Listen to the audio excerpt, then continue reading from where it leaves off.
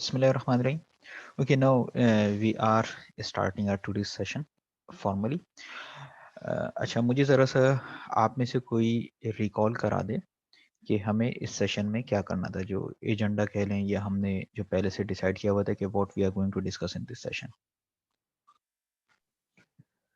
वालेकुम अस्सलाम sir. Sir discussion करनी थी जिस इन shop and commercial establishment act 2015 की। उसके बाद हमें ये कंक्लूड करना था एक्ट। उसके बाद फिर हम सोच रहे थे कि the narcotics control of narcotic substance act start करेंगे या हम this in factories act start करेंगे। ठीक है, बिल्कुल ठीक है. अच्छा तो अच्छा एक चीज़ और रह गई थी, मुझे बिल्कुल सुबह ही याद आई थी. कोई बात नहीं, उसे हम बाद में कर लेंगे. हमने शायद जब ये इस एक्ट को डिस्कस करना शुरू किया था तो हमने पहले ये प्रूफ किया था कि हम इस एक्ट को क्यों पढ़ रहे हैं. कोर्स आउट टाइम पे तो 1969 का एक्ट लिखा हुआ है. तो जो चीज़ रह गई है बताने से, अब इन दोनों को हम कंपेयर कर लेना कि 2015 में जो एक्ट है इसमें एडिशन क्या की है या इम्प्रूवमेंट क्या की है. तो उसे आज तो नहीं, क्योंकि आप लोग अभी उसे पढ़कर नहीं आए होंगे, तो उसे फिर हम या तो वीडियो बना लेंगे या फिर किसी असाइनमेंट के थ्रू उसे कवर कर लेंगे. कहीं पे कोई कंफ्यूजन होगी तो फिर हम क्यूए सेशन में इसे कवर कर लेंगे. अच्छा तो Sindh shop and commercial establishment act 2015, इसके हवाले से पहले मुझे ये कंफर्म कर दें कि कोई एक्ट कोई सेक्शन मिसिंग तो नहीं है जिसे हमने डिस्कस ना किया हो. काइंडली वो पॉइंट आउट कर दें ताकि हम उसे डिस्कस कर लें, या किसी भी किस्म की कोई क्वेरी है especially regarding the working hours, holidays, payment of wages, overtime, तो इसको क्लियर कर लें. क्योंकि exam apart from the examination point of view it is directly related to your career, especially in the early phase. तो किसी किस्म का कोई डिस्कशन करना चाहें तो द फ्लोर इज ओपन.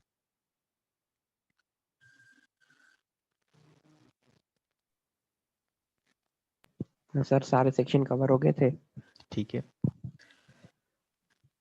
किसी किस्म का सर मुझे एक सवाल, जी जी. ये सर सवाल पूछना है कि अच्छा फॉर एग्जांपल एक मिनट रुकिए. अच्छा देखें, अभी जितने भी लोग क्वेश्चंस करेंगे ना, आई वेलकम एवरीवन. बस कोशिश ये करें कि क्वेश्चन करने से पहले अपना नाम बता दें.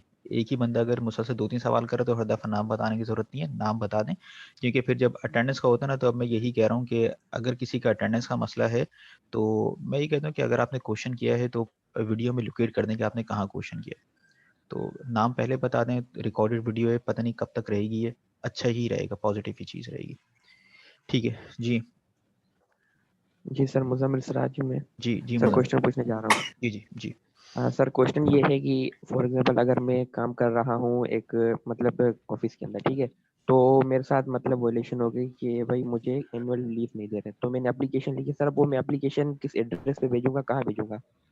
अच्छा, इसको हमने जो डिस्कस किया था, मेरे ख्याल है शायद वीडियो थी, इसमें बात की गई है एक अथॉरिटी की. ये कहाँ है सेक्शन में निकालने की कोशिश करता हूँ. याद है ना, अभी कोई वीडियो ही बनाई थी और इसमें हाँ जी सर। सर उसके अंदर तो लिखा था सर, पर हम कराची में अथॉरिटी. यहाँ पर किधर नहीं, भेजेंगे? मैं अगर हम इसको मैं कराची में बताता काम हूँ कर ना. रहे हैं तो हाँ। अथॉरिटी. ठीक है.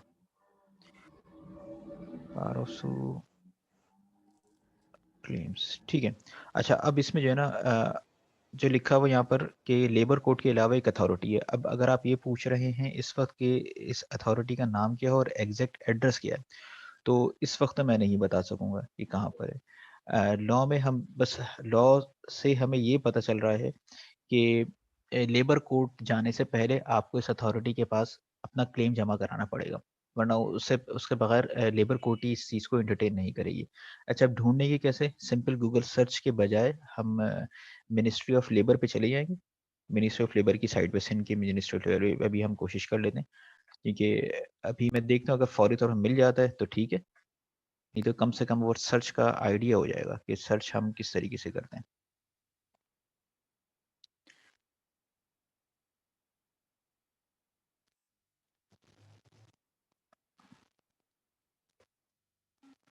मिनिस्ट्री ऑफ लेबर सिंध, इसकी वेबसाइट पे हम जाते हैं. इसमें कहीं ना कहीं कोई ऐसा लिंक मिलना चाहिए, नहीं है तो फिर हम जर्नली इसको सर्च करेंगे. अच्छा, labour codes, directorate of labour organograms की बात है. नोटिफिकेशंस में हम देखते हैं अगर किसी किस्म का कोई नोटिफाई हुआ हो. नोटिफिकेशंस में भी एज सच अब ये 2 नोटिफिकेशन है, इसको क्योंकि ये करीब-करीब में नोटिफिकेशन आने चाहिए जनरली।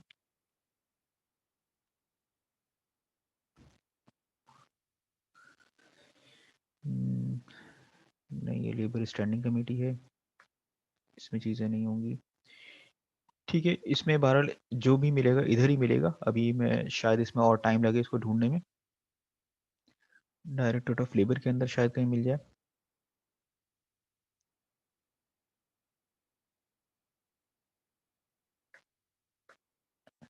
नहीं, ये अभी सर्च करना पड़ेगा।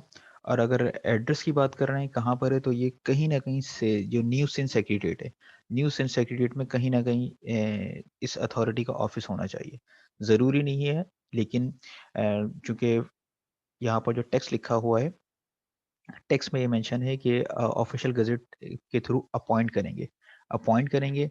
और वो कोई ना कोई, मतलब जब अपॉइंट कर रहे हैं तो बाकायदा ऑफिस है, गवर्नमेंट ऑफिसर परमानेंट नहीं है तो कम से कम कॉन्ट्रैक्ट तो होगा, तो उसकी सिटिंग किसी गवर्नमेंट बिल्डिंग में ही होगी। आइडियली सिंध सेक्रेटरी बनाए ही इस मकसद के लिए।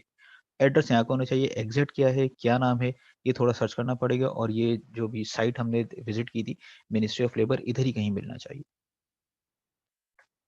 जी सर। ठीक है, इसे ठीक है। थोड़ा सर्च कर लेते हैं। नहीं है तो ये अच्छा सवाल है, इसको मैं भी सर्च करके रखता हूँ। तो ठीक है, इसको कहीं ना कहीं शेयर करते हैं। चलो, कोई अच्छा और? सर, एक और सवाल है। जी।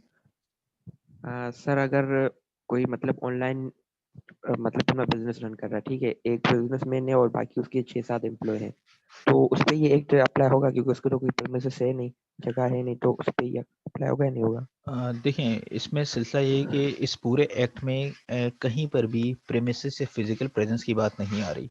यहाँ पर बात आ रही है कि आपकी एक इस्टेब्लिशमेंट है या शॉप है।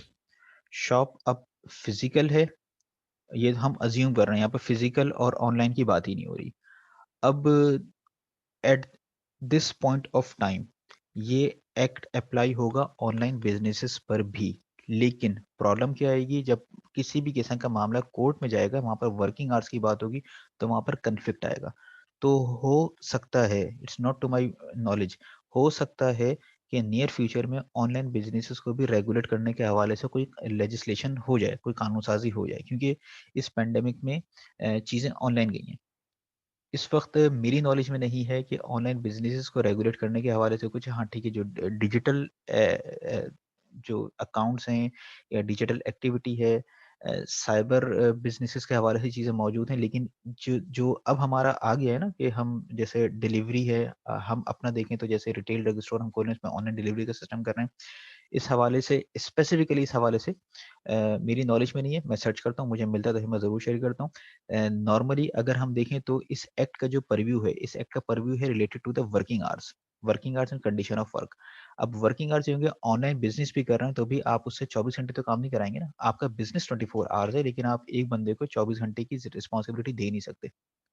वो आप बाद में भी कर सकते हैं। दूसरा, अगर मैं इसका एक डायरेक्ट जवाब दूँ वर्किंग आवर्स के हवाले से, अगर आप लोगों ने फिर रिकॉल किया हो सिंध गवर्नमेंट का एसआरओ, ये पेंडेमिक में दिसंबर में ही कहीं आया था कि जितनी भी ऑनलाइन डिलीवरीज हैं, टेक अवेज हैं, इसे रात 10 बजे तक काम करने की परमिशन थी। फिर दिसंबर में मिड में गालिबन कहीं रिवाइज किया, अब 1 बजे तक, आज की तारीख में भी 1 बजे तक टेक अवेज और ऑनलाइन डिलीवरीज हो सकती हैं।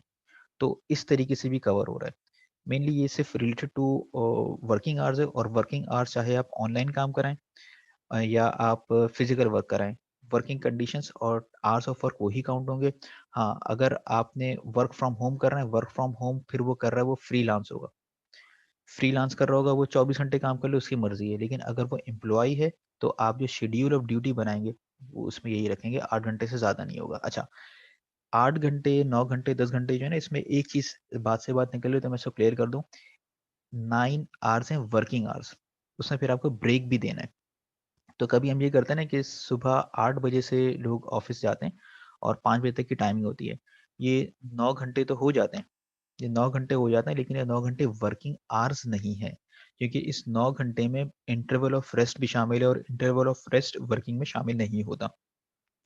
तो 8 to 5 की जब भी कोई कैलकुलेशन कर रहा हूँ, हम इसे ये मत समझें कि हमने 9 घंटे वर्किंग की है। आप इसमें से इंटरवल ऑफ रेस्ट निकालना है, तो वो घूम फिर के 8 साढ़े 8 घंटे बनते हैं और बड़ा स्मार्टली इस तरह लोग 48 घंटे पूरे कर लेते हैं। बज़ाहिर एम्प्लॉयी को लग रहा होता है कि शायद मैंने 52-54 आवर्स मैंने वर्किंग की है, लेकिन इंटरवल ऑफ रेस्ट निकालें तो वो कम होता है। ठीक है? जी सर, ठीक है। ठीक सर है, अगर कोई मॉल्स की बात हो, हुँ। जैसे मॉल होते हैं वहाँ पर, तो उनकी तो रजिस्ट्रेशन होती करवाते हैं, या उनके अंदर ऐसा कोई सिस्टम नहीं होता, वो उसको फॉलो नहीं करते? नहीं देखिए, रजिस्ट्रेशन सबकी है। जैसे अभी हम देखें ना, इसमें रजिस्ट्रेशन का जो एक्ट सेक्शन है, सेक्शन अगर मैं निकाल सकूँ, बल्कि याद तो है ना, आप लोग अभी सर्च कर लेते हैं इसको। रजिस्ट्रेशन ऑफ एस्टेब्लिशमेंट, ठीक है? अब जब ये एस्टेब्लिशमेंट में जब चीज़ें आ रही हैं, अब देखिए ना, मॉल की जब हम बात करेंगे, मॉल निकला है मतलब वो एक बड़ी इंटरेस्टिंग चीज़ है कि हम मॉल्स बोलते क्यों हैं? मॉल्स इसलिए बोलते हैं या जो इसके जो बेसिस हैं, शॉप्स एक जगह होती हैं ना, तो जब लोग विज़िट करने जाते थे 19th सेंचुरी में, तो ये था कि हाँ ठीक है, हम विंडो शॉपिंग करने जा रहे हैं and we have to visit them all. तो देम ऑल से दी मॉल, मतलब अगर आप पुरानी फ़िल्में और फ़िल्में तो नहीं, खामोश फ़िल्में होती थी, पुराने नॉवेल्स पढ़ेंगे, तो उसमें वही होता है कि आप दी मॉल जा रहे हैं, या माल रोड लाहौर में जो है उसका पुराना नाम दी मॉल, कराची में भी माल रोड ही बोलते थे। तो ये माल रोड उर्दू में हो गई थी, वो दैम ऑल से मॉल बन गया और आज हम इसे सिर्फ़ मॉल या मॉल्स बोलते हैं, वो दैम ऑल का एब्रिविएशन है। तो उसमें आप देखिएगा कि वो पूरा एक यूनिट नहीं है, यूँ समझ लें कि उन्होंने एक स्पेस प्रोवाइड की है मुख्तलिफ आउटलेट्स का, मुख्तलिफ शॉप्स को। उसके अंदर जितनी शॉप्स हैं, जितनी सर्विसेज सेंटर्स हैं, उन सबको अलग-अलग रजिस्ट्रेशन करानी पड़ेगी। मॉल्स, अब जैसे किसी भी एक ही मॉल का, लकी मॉल ज़्यादा मशहूर है, डॉलमेन मॉल्स हैं, ये एज़ अ होल अपने आप को एस्टेब्लिशमेंट के तौर पर रजिस्टर कराएँगे क्योंकि ये टेनेंसी सर्विसेज प्रोवाइड कर रहे हैं। ये अपने आप को अलग रजिस्टर कराएँगे, वो उसके अंदर जो शॉप्स मौजूद हैं, वो अपने आप को अलग रजिस्टर कराएँगे। अच्छा, अब टाइमिंग से क्या सिलसिला है? देखिए, टाइमिंग्स में अ, ये है कि ओपनिंग आवर्स की कोई कंडीशन नहीं है, कोई कैद नहीं है। क्लोजिंग आवर्स की है एस्टेब्लिशमेंट की, और वर्किंग आवर्स की है। अब सुबह आप 8 बजे ओपन कर रहे हैं, रात 8 बजे के बाद से आपको इसे ऑपरेटिव रखना नहीं है। अगर आप 8 बजे के बाद ऑपरेटिव रखना चाह रहे हैं, तो आपको वही जो क्लोजिंग आवर्स हैं, उसी के अंदर रिलैक्सेशन दी हुई है कि गवर्नमेंट से आप परमिशन ले लें। जिन लोगों ने 8 बजे के बाद ओपन करना है, बड़े बिज़नेसेस, डेफ़िनिटली उन्होंने परमिशन ली हुई होगी। ठीक। दूसरा, वर्किंग आवर्स की बात है कि अगर हम जनरली वर्किंग आवर्स देखें, तो वर्किंग आवर्स 9 घंटे 10 घंटे से ज़्यादा हो रहे हैं। तो फिर आप ये नोट कीजिएगा कि अगर सेम स्टाफ काम कर रहा है, तो उसे या तो ओवरटाइम पे होगा। अब हफ्ते में 7 दिन अगर मॉल्स काम कर रहे हैं, तो आप ये भी देखिएगा कि हफ्ते के सातों दिन एक बंदा आपको नज़र नहीं आएगा, या अगर नज़र आ रहा है then he definitely being paid the overtime, या फिर शिफ्ट्स में काम कर रहे होंगे। कोई ना कोई ऐसा सिलसिला होगा कि वीकेंड का स्टाफ अलग होगा और वीकडेज़ का स्टाफ अलग होगा। नॉर्मली होना यही चाहिए, वरना एक्सीड्स कर जाते हैं, आवर्स भी एक्सीड कर जाते हैं और वर्किंग कैपेसिटी भी मुतासिर होती है। इन शॉर्ट ये है कि रजिस्ट्रेशन सबकी होती है। रजिस्ट्रेशन के बाद इवन आप यूँ समझिए कि अब तो खैर वो कम हो गया, ये केएमसी वालों ने स्टॉल्स लगाए, मुख्तलिफ केबिन्स अलाउ किए थे 2006-7 में। ये भी 2018 में जो सारे गिरा दिए थे। ठीक है? इन सब की भी रजिस्ट्रेशन थी। मोहल्ले की दुकान होती है, इसकी भी रजिस्ट्रेशन होती है। इंस्पेक्टर ऑफ शॉप्स की ज़िम्मेदारी है, वो अनरजिस्टर्ड के खिलाफ कार्रवाई करे। अब मसला वही होता है घूम फिर के, जो हमने ड्रग इंस्पेक्टर्स को डिस्कस करते हुए डिस्कस किया था। स्टाफ कम है। कराची की हम कराची की बात करें, हमारा डायरेक्ट एक्सपोज़र यहीं पर है। पॉपुलेशन बेतहाशा है, स्टाफ कम है, तो वो चीज़ों को रेगुलेट नहीं कर पा रहा। स्टाफ ज़्यादा होगा तो शायद चीज़ें रेगुलेट हो। थोड़ी रेजिस्टेंस आएगी, लोग कायदे कानून की पाबंदी करने के आदी हैं नहीं, थोड़ा-सा टाइम लगेगा लेकिन हो जाएगा। फ़ायदा सबका इसी में, सबका अल्टीमेट फ़ायदा कानून की पासदारी में ही होता है। ठीक है, कोई और अगर डिस्कस ठीक करना चाह रहे हैं या थैंक आप यू ही? सर। अस्सलाम वालेकुम सर। वालेकुम अस्सलाम।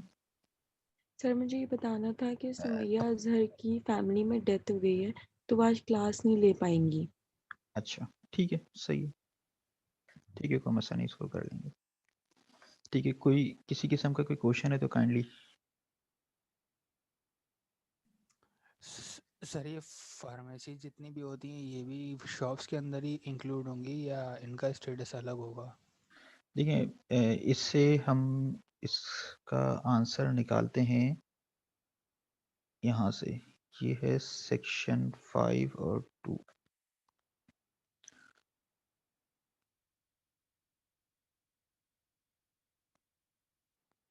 अच्छा, अगर आप इसे देख सकें, this is sub clause 3 of subsection 2 of कौन सा है, सेक्शन 5 है गालिबन, ऑफ सेक्शन 5।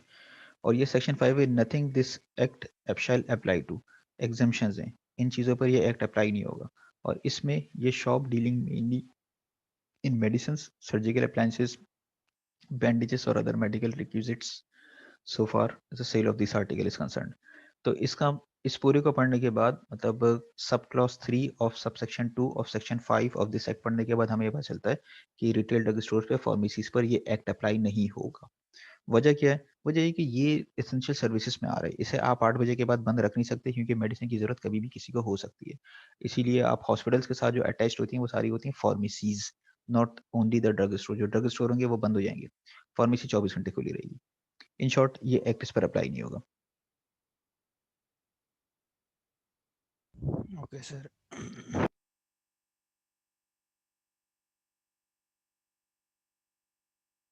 ठीक, कोई और क्वेश्चन?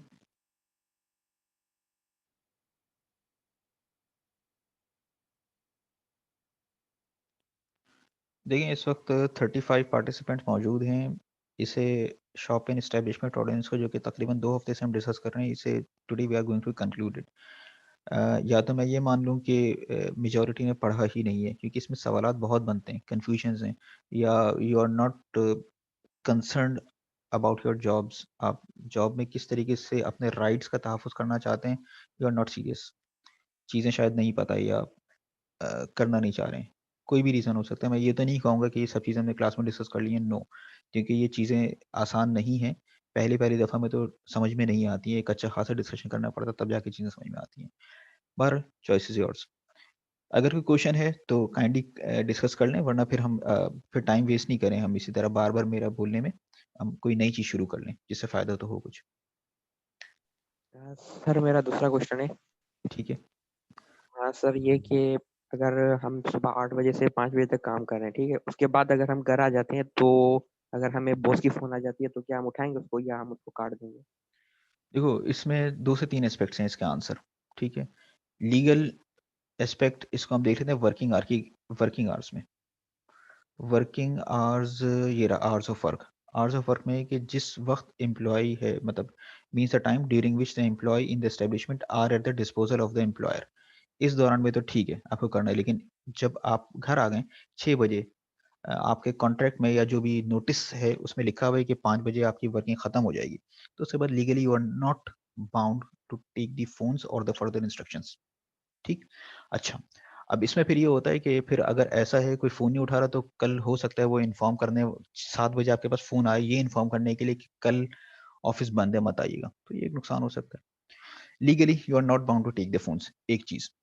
अच्छा, एथिकली एथिकली ये है कि आप फ़ोन तो सुन लें, मतलब ये कर्टेसी ये है कि फ़ोन किसी का भी आए, कहीं से भी आए, फ़ोन ज़रूर सुन लें। हाँ, फ़ोन पर जो इंस्ट्रक्शंस दी जा रही हैं, वर्किंग है, उसके हवाले से डिसीज़न लेना फिर वो आपका काम है। आप कह सकते हैं कि मेरी कमिटमेंट है, मतलब अगर 8 बजे, 9 बजे या इमरजेंसी की कोई चीज़ है, तो you have right to refuse.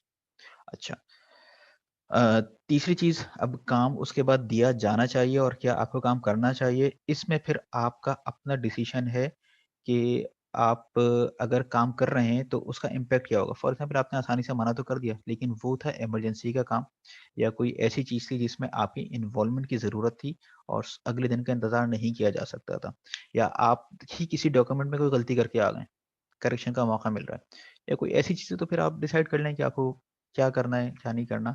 Normally ये है कि अगर आपको किसी किस्म का कोई काम दिया जा रहा है, तो कोशिश ये करें कि वो वर्किंग आवर्स में ही हो, unless there is a share emergency. वो तो ठीक है, वो तो शायद कभी-कभार तो घर आने के बाद दोबारा ऑफ़िस जाना पड़ता है। समटाइम्स ऐसा भी होता है। इमरजेंसी सिचुएशन बिल्कुल अलग है। अच्छा, इसी हवाले से फिर मैं एक एग्ज़ाम्पल मैं आप लोगों से शेयर करता हूँ। बहुत कुछ कहने के बजाय एग्जाम्पल शेयर करूँ तो शायद बात काफ़ी हद तक क्लियर हो जाए। ये मुझसे शेयर की थी सीनियर टीचर ने, बहुत सीनियर टीचर, अब तो उनकी एज मेरा ख्याल है 75 प्लस होगी, और उन्होंने जिनकी एग्जाम्पल दी थी वो अब दुनिया में मौजूद नहीं है। मैंने कहा था कि ठीक है, ये एकेडमिक एडमिनिस्ट्रेशन और वो भी सरकारी जॉब, उसमें जो नॉन टीचिंग स्टाफ होता है उसे हैंडल करना ज़रा मुश्किल होता है, खासतौर पर जब वो लेबर यूनियन में शामिल हो, ट्रेड यूनियन में जब वो शामिल हो। तो टाइपिस्ट बिरादरी 80s की बात है, 70s की बात है, जब टाइपिंग कंप्यूटर तो का तो कॉन्सेप्ट नहीं था, जो कुछ भी होना था टाइपराइटर पे होता था, और टाइपिस्ट बड़ी चीज़ होता है। टाइपिस्ट गलती भी नहीं होनी, मिटाना भी है गलती हो जाए तो, और टाइपिंग हर एक के बस की बात होती नहीं थी।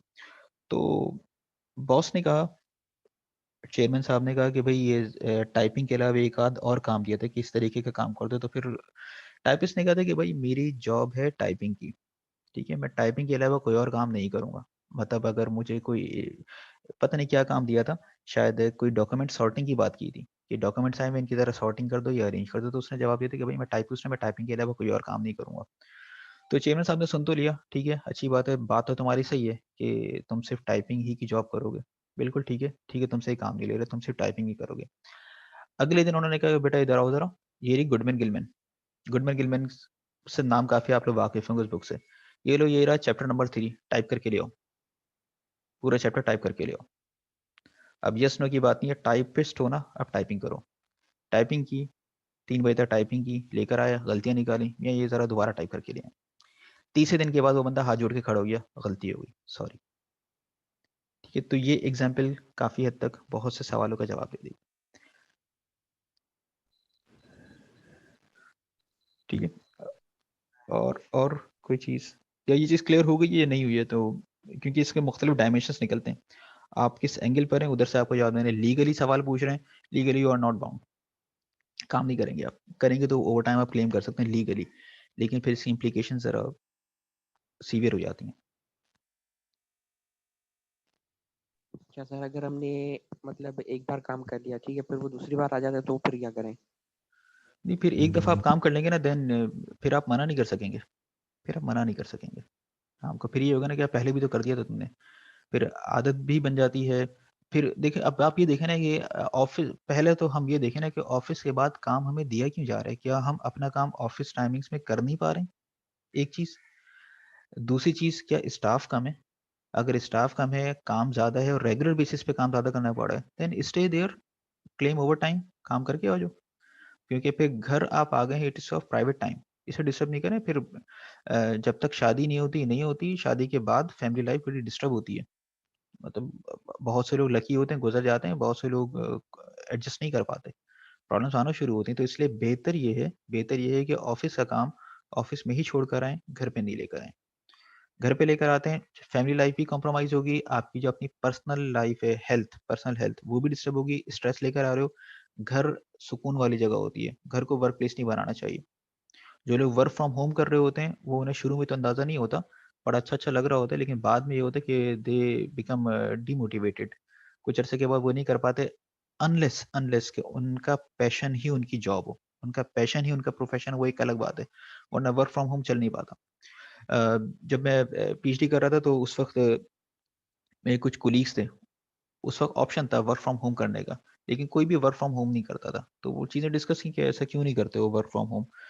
तो फिर एक कलेक्टिव जो आंसर आया था वो ये था कि वर्क फ्रॉम होम हम इसलिए नहीं करते हैं क्योंकि वर्क फ्रॉम होम करेंगे तो एक तो घर का कंफर्ट है, घर के कंफर्ट में काम का पेस डिस्टर्ब होता है। यहाँ पर हम काम करते हैं, 6 घंटे में 8 घंटे में काम करके घर चले जाते हैं, और हमें ये पता है जब घर आ जाएंगे तो नोबडी विल डिस्टर्ब अस। लेकिन वर्क फ्रॉम होम करें तो उस टाइमिंग्स में घर में मुख्तलिफ काम भी निकलते हैं, तो उस टाइमिंग में कभी भी कोई भी चीज़ आ सकती है और वो हमें करनी पड़ेगी। दूसरा एक और स्टडी है मैंने पढ़ा था, वो ये था कि वर्क फ्रॉम होम जब आप कर रहे होते हैं ना, आपने 5 बजे काम तो क्लोज कर दिया, but there is no motivation to go back to home, कोई जॉय नहीं है। अब जब आप जॉब करते हैं, अभी जॉब नहीं कर रहे लेकिन यूनिवर्सिटी में पढ़ रहे हैं ना आप लोग, छुट्टी होती है, एक छुट्टी के नाम सुनकर एक अच्छी सी एक खुशी महसूस होती है ना। फॉर एग्जाम्पल 3:30 बजे आप लोग की लैब या क्लास खत्म हो गई, अब 4 बजे आप लोग को जाना है, पॉइंट का वेट करो, बस अब रिलैक्स्ड हो, एक जहनी सुकून, घर जा रहा हूँ। ट्रैवलिंग है, 1 घंटे 1.25 घंटे की ट्रैवलिंग है, लेकिन एक जहनी सुकून है।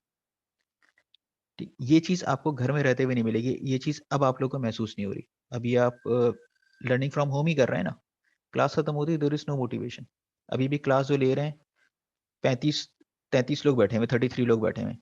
इसमें से मैं अभी कह सकता हूँ इसमें से 12-15 लोग हैं ही नहीं, ऑन करके चले गए। ठीक है, तो देयर इज़ नो लर्निंग। वहाँ पर मौजूद होते आप लर्निंग और जाने की जो छुट्टी की जो एक फीलिंग है ना, वो एक आती। तो ये चीज़ थोड़ी-सी मिसिंग होती है। ठीक है, बात पता नहीं कहाँ से शुरू हो गई थी और मैं कहाँ चला गया। खैर, और एक कोई और और सर, ये फार्मेसी की जॉब्स होती हैं क्या वर्क फ्रॉम होम में? मतलब 1 मिनट किस तरह की नाम जॉब्स हो सकती नाम बता दें मुझे। शाहिद बात कर रहे हैं ना? हैं? जी सर।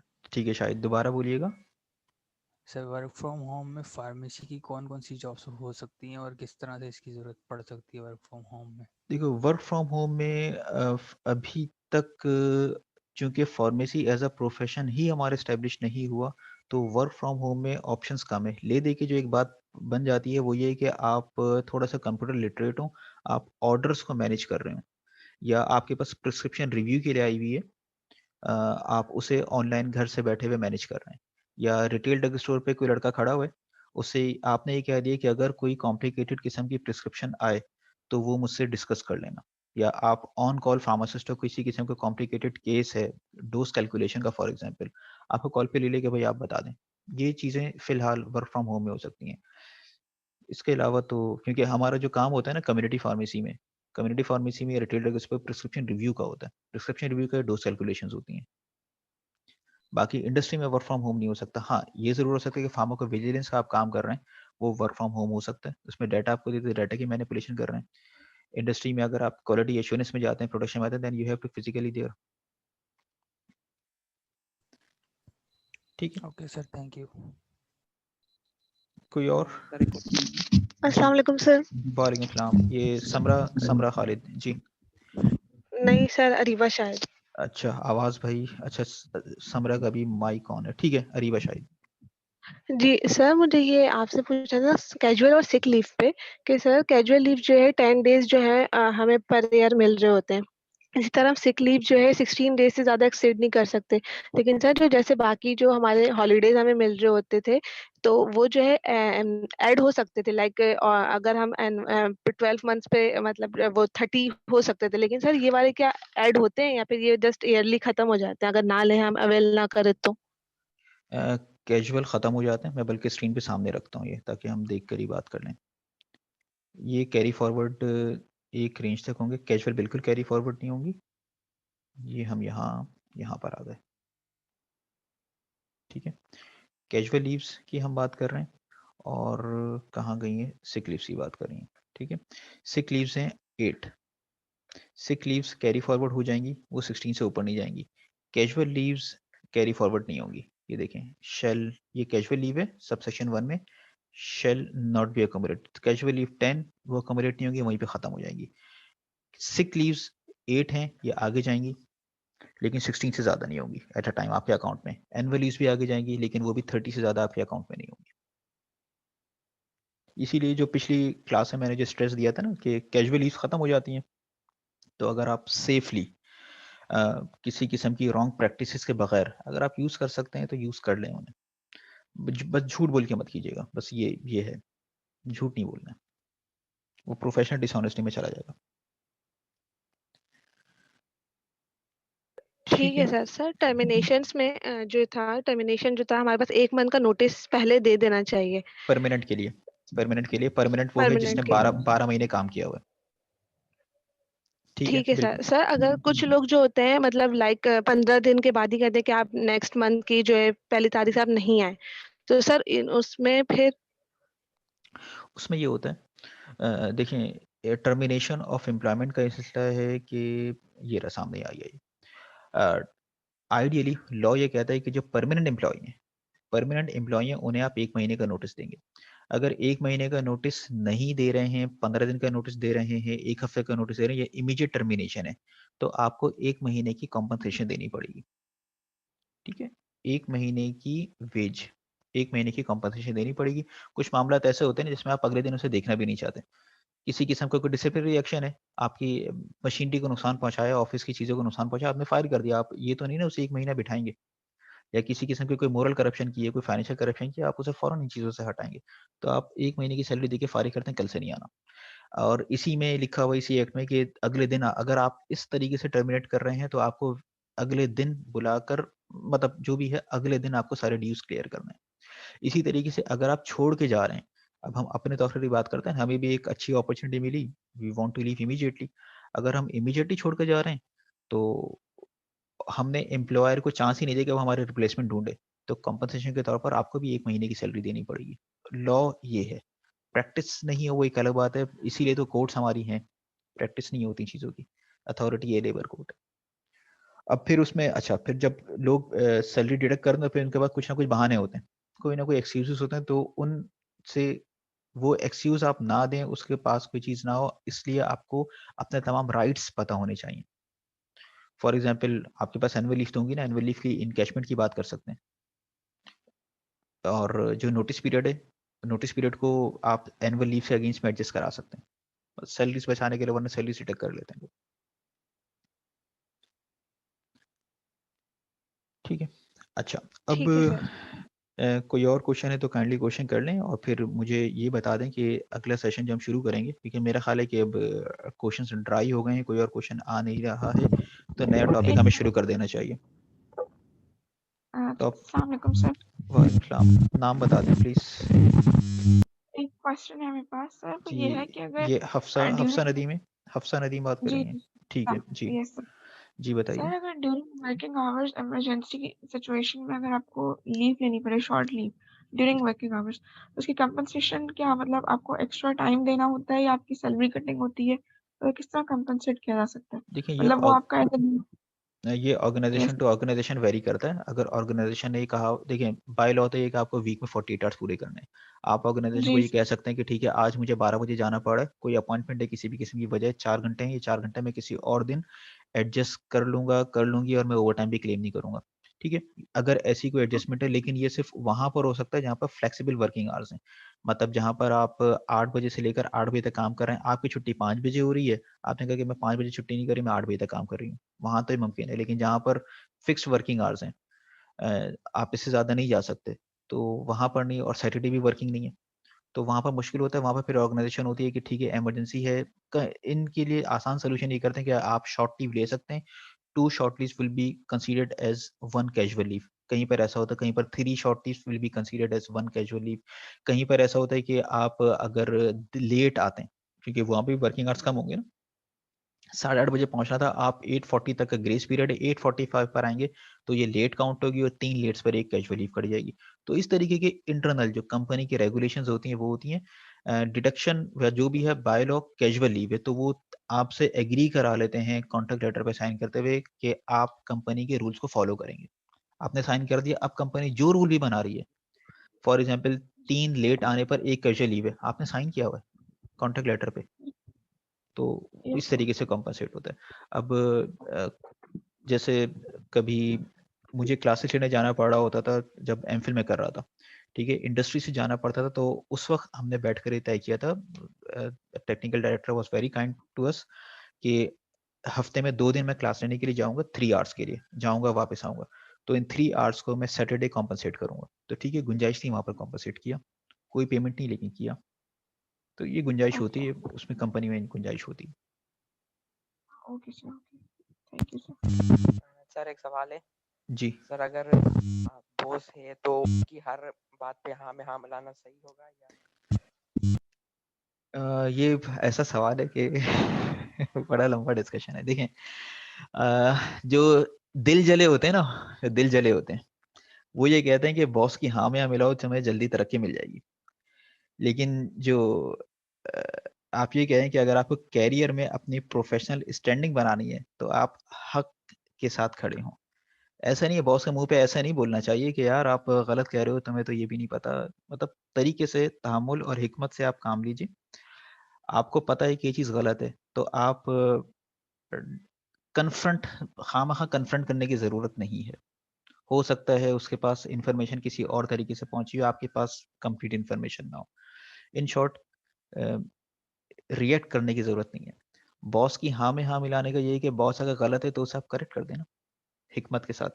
हाँ में हाँ मिलाएंगे तो बाद में कोई गलती होगी, उस वक्त तो टाइमिंग आप निकल जाएंगे, लेकिन बाद में अच्छा नहीं रहता वो। ये डिबेट है, लंबी डिबेट है। अगर आप वन वर्ड आंसर जानना चाह रहे हैं तो मैं उस स्कूल ऑफ थॉट से हूँ कि नो, आपको हाँ बॉस की हाँ में हाँ जब तक सही बात करें हाँ में मिला दें, क्या जा रहा है आपका। लेकिन अगर बात गलत हो रही है जिससे ऑर्गेनाइजेशन को भी नुकसान होगा, प्रोफेशन को नुकसान होगा, अल्टीमेटली बॉस को भी नुकसान होगा, तो आप थोड़ा सा कोशिश करें बताने की। लेकिन फिर आप ये भी देख लीजिएगा आपकी स्टैंडिंग क्या है। अगर आप 15 दिन हुए आपको ऑर्गेनाइजेशन में आए हुए, तो आपको मुंह बंद रखना चाहिए, नहीं बोलना चाहिए हमें। सर ठीक है अस्सलाम वालेकुम सर। वालेकुम सलाम। अच्छा ऐसा है कि मीटिंग का टाइम बिल्कुल खत्म हो रहा है, 1 मिनट, मीटिंग का टाइम बिल्कुल खत्म हो रहा है। मैं नया लिंक शेयर कर रहा हूँ, उसमें फिर मजीद क्वेश्चंस भी लेंगे और मुझे बस ये डिसाइड करके बता दें कि हमें अगले किस टॉपिक पे जाना है। ठीक है, ये बिल्कुल लास्ट मिनट है। Okay sir.